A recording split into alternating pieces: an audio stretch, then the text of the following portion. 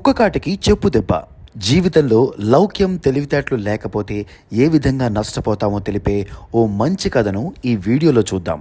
ఒక ఊరిలో ధర్మారాయుడు అనే గ్రామాధికారి ఉండేవాడు. గ్రామంలో వచ్చే చిన్న పెద్ద తగాదాలతో అతను మంచి న్యాయమైన తీర్పులు చెప్తాడని చుట్టుపక్కల అతనికి మంచి పేరుండేది. అదే గ్రామంలో సుబ్బయ్య అనే పిసినారివాడు ఉండేవాడు.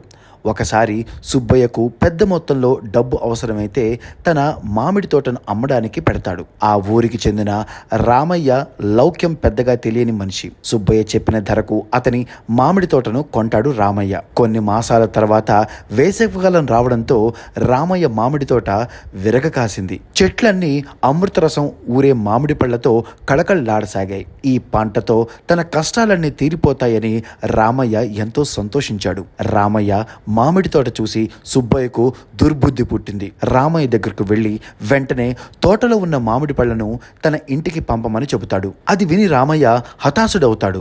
రామయ్య సుబ్బయ్యతో, ఈ తోట నేను నీ దగ్గర కొన్నాను కదా, పంట నీకెందుకు ఇవ్వాలి అని అడుగుతాడు. అప్పుడు సుబ్బయ్య, రామయ్య, నేను నీకు తోట మాత్రమే అమ్మాను, చెట్లు కాదు, కాబట్టి వెంటనే పంట నా ఇంటికి చేర్చు అని అంటాడు.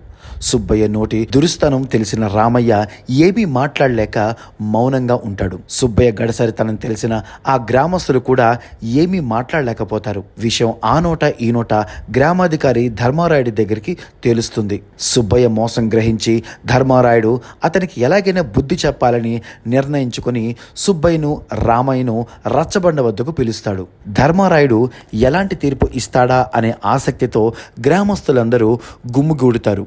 ముందుగా సుబ్బయ్య ధర్మారాయునితో, ఈ రామయ్యకు నేను తోట మాత్రమే అమ్మాను, కానీ చెట్లు అమ్మలేదు, కాబట్టి ఆ పంట మొత్తం నాకే చెందాలని తన వాదన వినిపిస్తాడు. అప్పుడు ధర్మారాయుడు సుబ్బయ్యతో, సుబ్బయ్య, నీవు చెప్పింది నిజం, ఆ చెట్లు నీవే.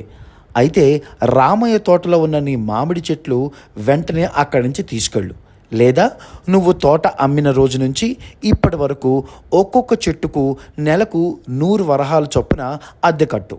ఇదే నా తీర్పు అంటాడు. ధర్మారాయుని తీర్పు విని రామయ్యతో పాటు గ్రామస్తులు కూడా పిసినారి సుబ్బయ్యకు మంచి శాస్తి జరిగిందని సంతోషిస్తారు. తాను చేసిన మోసం బయటపడినందుకు సుబ్బయ్య సిగ్గుతో తల వంచుకుని తోటతో పాటు మామిడి చెట్లు కూడా రామయ్యకే చెందుతాయని, ఆ పంటపై తనకు ఎలాంటి హక్కు లేదని కపటబుద్ధితో అత్యాశతో చేసిన ఈ పనికి క్షమించమని గ్రామాధికారిని కోరుకుంటాడు. చూశారుగా, మోసం చేసే వారిని గుర్తించాలంటే, మోసాల బారిన పడకుండా ఉండాలంటే జీవితంలో ఎంతో లౌక్యం అవసరం.